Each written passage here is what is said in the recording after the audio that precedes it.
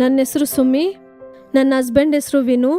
ನಾವು ಕನ್ಯಾಕುಮಾರಿ ಜಿಲ್ಲೆ ಮೊಳಗಮೂಡು ಭಾಗದಲ್ಲಿದ್ದೀವಿ. ನನ್ನ ಹಸ್ಬೆಂಡು ಒಂದು ಪ್ರೈವೇಟ್ ಕಂಪನಿಯಲ್ಲಿ ಕೆಲಸ ಮಾಡ್ತಿದ್ದಾರೆ. ನಮಗೆ 2015ರಲ್ಲಿ ಮದುವೆ ಆಯಿತು. 6 ವರ್ಷಗಳಿಂದ ನಮಗೆ ಮಕ್ಕಳಿಲ್ಲದೇ ಇತ್ತು. ಇದರಿಂದ ನಮ್ಮ ಮನಸ್ಸಿಗೆ ತುಂಬಾ ಕಷ್ಟವಾಗಿತ್ತು. ನನಗೆ ತಿಳಿದವರು, ನನ್ನ ಜೊತೆ ತುಂಬ ಕ್ಲೋಸ್ ಆಗಿ ಇದ್ದವರು ಕೂಡ ಅವರು ಕನ್ಸೀವ್ ಆದಾಗ ಅದನ್ನು ನನಗೆ ತಿಳಿಸಿಲ್ಲ. ಅದು ನನಗೆ ತುಂಬಾ ಕಷ್ಟವಾಯಿತು. ನನಗೆ ಒಂದು ಮಗು ಇದ್ದಿದ್ರೆ ನನ್ನ ಅಮ್ಮ ಅಂತ ಓಡ್ಬಂದು ಸ್ನ್ಯಾಕ್ಸ್ ತಗೊಂಡ್ರು ನನ್ನ ಜೊತೆ ತಿನ್ನೋದಿಕ್ಕಿರುತ್ತೆ. ಅಥವಾ ನಮಗೆ ಒಂದು ಕಷ್ಟ ಅಂತ ಹೇಳುವಾಗ ನಾನು ಅಳ್ತಾ ಇರಬೇಕಾದ್ರೆ ನನ್ನ ಕಣ್ಣೀರು ಒರೆಸೋಕ್ಕೆ ಆ ಮಗು ಇರುತ್ತಲ್ಲ ಅಂತೆಲ್ಲ ಯೋಚನೆ ಮಾಡಿ ಫೀಲ್ ಮಾಡಿದ್ದೀನಿ. ಬೇರೆ ಮಕ್ಕಳನ್ನೆಲ್ಲ ನೋಡಬೇಕಾದ್ರೆ ನನಗೂ ಈಗ 6 ವರ್ಷ ಆಯ್ತಲ್ಲ, ಆಗ ಈ ವಯಸ್ಸಲ್ಲಿ ಆಟ ಆಡ್ತಿರೋದು. ಆದರೆ ನನಗೆ ಇಲ್ವಲ್ಲ ಅಂತ ಒಂದು ತವಕ ಯಾವಾಗಲೂ ನನ್ನಲ್ಲಿರೋದು.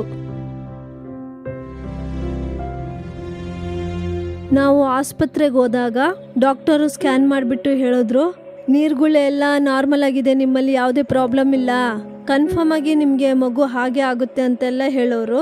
ಆಗ ನಾವು ಒಂದು ತವಕದಿಂದ ಮುಂದಿನ ತಿಂಗಳು ಸಿಗುತ್ತೆ ಅಂತ 2 ವರ್ಷದಿಂದ ಟ್ರೀಟ್ಮೆಂಟ್ನ ತಗೊಂಡ್ವಿ. ಆದರೆ ಪ್ರತಿ ತಿಂಗಳು ನಮಗೆ ತವಕ ಹೆಚ್ಚಾಗುತ್ತೆ ಹೊರತು ನಮಗೆ ಯಾವುದೇ ಥರದ ಪ್ರತಿಫಲನೂ ಸಿಕ್ಕಲಿಲ್ಲ. ಅದಾದಮೇಲೆ ಡಾಕ್ಟರ್ಸ್ ಹೇಳಿದ್ರು, ನೀರಿನ ಗುಳ್ಳೆ ಎಲ್ಲ ದೊಡ್ಡದಾಗಿ ಅದು ಥೈರಾಯ್ಡ್ ಸಿಸ್ಟ್ ಆಗಿ ಬದಲಾಗಿದೆ. ಥೈರಾಯ್ಡ್ ಸಿಸ್ಟ್ನ ರಿಮೂವ್ ಮಾಡಿದ್ರೆ ಮಾತ್ರನೇ ಮಗು ಆಗುವಂತ ಸಾಧ್ಯತೆ ಇದೆ, ಇಲ್ಲ ಅಂದ್ರೆ 100% ಮಗು ಆಗೋ ಸಾಧ್ಯತೆನೇ ಇಲ್ಲ ಅಂತ ಹೇಳ್ಬಿಟ್ರು. ಡಾಕ್ಟರ್ಸ್ ಈ ಥರ ಹೇಳಿದ್ರಿಂದ ನಾವು ಟ್ರೀಟ್ಮೆಂಟ್ನ ಸ್ಟಾಪ್ ಮಾಡಿಬಿಟ್ವಿ. ಆ ಥರ ನಾನು ಕಣ್ಣೀರಲ್ಲಿ ಇರಬೇಕಾದ್ರೆ ನಮ್ಮ ಮನೆ ಪಕ್ಕದಲ್ಲಿರೋ ಒಂದು ಅಕ್ಕ ಏಸು ಬಿಡಿಸುತ್ತಾನೆ ಅನ್ನೋ ಮ್ಯಾಗ್ಝಿನನ್ನು ನನಗೆ ಕೊಟ್ಟರು. ಅದನ್ನು ನಾನು ಓಪನ್ ಮಾಡಿ ನೋಡುವಾಗ 2019ನೇ ವರ್ಷದಲ್ಲಿ ಒಂದು ಸಂತತಿಯ ಆಶೀರ್ವಾದ ಅನ್ನೋ ಕೂಟದ ಬಗ್ಗೆ ಆ ಮೊದಲನೇ ಪೇಜಲ್ಲೇ ಇತ್ತು. ಅದನ್ನು ನೋಡಿದ ತಕ್ಷಣ ನನ್ನ ಮನಸ್ಸಲ್ಲಿ ಒಂದು ನಂಬಿಕೆ ಬಂತು. ನಾನು ಇದಕ್ಕೆ ಹೋದ್ರೆ ಖಂಡಿತ ನನಗೆ ಸಿಗುತ್ತೆ ಅನ್ನೋ ಒಂದು ನಂಬಿಕೆಯಿಂದ ನನ್ನ ಹಸ್ಬೆಂಡ್ ಹತ್ರ ಹೇಳಿದೆ. ತಕ್ಷಣ ಅವ್ರು ಕೂಡ ಒಪ್ಕೊಂಡ್ರು. ನಾವಿಬ್ರು ಹೊರಟು ಆ ಪ್ರಾರ್ಥನೆಗೆ ಬಂದ್ವಿ.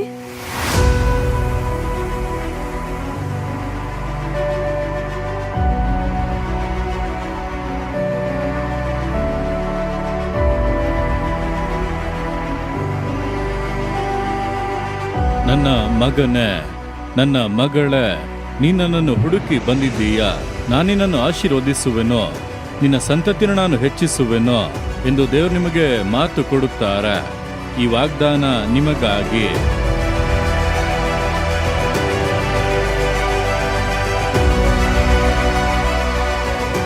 ಆ ಕೂಟದಲ್ಲಿ ಮೋಹನಣ್ಣ ನಮಗೆ ತುಂಬಾ ಆಲೋಚನೆ ಕೊಟ್ಟರು. ಯಾವ ಥರ ಪ್ರಾರ್ಥನೆ ಮಾಡಬೇಕು, ವಾಗ್ದಾನದ ವಾಕ್ಯಗಳನ್ನ ಇಟ್ಕೊಂಡು ಪ್ರಾರ್ಥನೆ ಮಾಡಬೇಕು, ಬೇರೆಯವರಿಗೋಸ್ಕರ ಪ್ರಾರ್ಥನೆ ಮಾಡಬೇಕು, ನಮ್ಮ ಪಾಪಗಳನ್ನ ಅರಿಕೆ ಮಾಡಿ ಪ್ರಾರ್ಥನೆ ಮಾಡ್ಬೇಕಂತ ಹೇಳಿದ್ರು.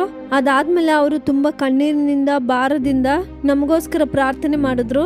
ಆಗ ನಾನು ಕಣ್ಣೀರಿನಿಂದ, ಏಸಪ್ಪ, ಡಾಕ್ಟರ್ಸ್ ಎಲ್ಲ ನಮ್ಮನ್ನ ಕೈ ಬಿಟ್ರು, ನಮಗ್ ನೀವು ಮಾತ್ರ ಇರೋದು, ಖಂಡಿತ ನಮಗೊಂದು ಮಗುನ ಕೊಡಬೇಕು ಏಸಪ್ಪ ಅಂತ ಭಾರದಿಂದ ಪ್ರಾರ್ಥನೆ ಮಾಡಿದೆ. ಕೊನೆಗೆ ಎಲ್ಲರ ಮೇಲೂ ಮೋಹನನ ಕೈ ಇಟ್ಟು ಪ್ರಾರ್ಥನೆ ಮಾಡಿ ಕಳ್ಸಿದ್ರು. ಮೀಟಿಂಗ್ ಮುಗಿಸಿ ನಾವು ಮನೆಗೆ ಬಂದ್ವಿ. ಅದಾದಮೇಲೆ ಮೋಹನನ ಕೊಟ್ಟ ಆಲೋಚನೆಯ ಪ್ರಕಾರವೇ ನಾವು ಮಾಡ್ತಾ ಬಂದ್ವಿ. ಹಸ್ಬೆಂಡ್ ಆ್ಯಂಡ್ ವೈಫ್ ನಾವು ಕೈ ಹಿಡ್ಕೊಂಡು ಪ್ರಾರ್ಥನೆ ಮಾಡಿದ್ವಿ.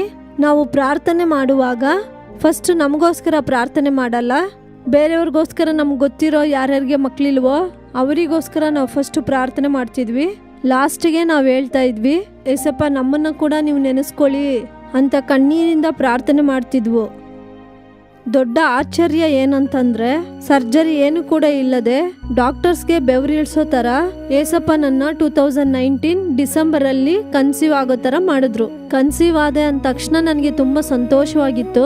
ಆ ಸಂತೋಷಕ್ಕೆ ಅಳ್ತೇನೆ ಇಲ್ಲ. ಏಸಪ್ಪನ ದೊಡ್ಡ ಕೃಪೆಯಿಂದ 2020ನೇ ವರ್ಷ ಆಗಸ್ಟ್ ತಿಂಗಳಲ್ಲಿ ನನಗೆ ಏಸಪ್ಪ 2 ಸುಂದರವಾದ ಗಂಡು ಮಕ್ಕಳನ್ನ ಕೊಟ್ರು. 2 ಮಕ್ಕಳನ್ನ ಕೈಯಲ್ಲಿ ಎತ್ಕೊಳ್ಳುವಾಗ ನನ್ನ ಸಂತೋಷಕ್ಕೆ ಅಳ್ತೇನೆ ಇಲ್ಲ. ನನ್ನ ಕಣ್ ತೆರೆದು ನನ್ನ 2 ಮಕ್ಕಳನ್ನ ಈ ತರ ನೋಡುವಾಗ ಏಸಪ್ಪ ನನಗೆ ವಾಗ್ದಾನದ ವಾಕ್ಯವನ್ನು ನೆರವೇರಿಸಿ ಕೊಟ್ಟಿದ್ದಾರೆ. 2020ರ ವಾಗ್ದಾನ 2ರಷ್ಟು ಮೇಲನ್ನು ಕೊಡುವೆನು, ಹಿಂದೆ ಕೊಡ್ತೀನಿ ಅಂತ ಹೇಳಿದ ವಾಗ್ದಾನವನ್ನ ನೆರವೇರಿಸಿದ್ದಾರೆ ಅಂತ ತುಂಬಾ ಸಂತೋಷ ಪಟ್ಟೆ.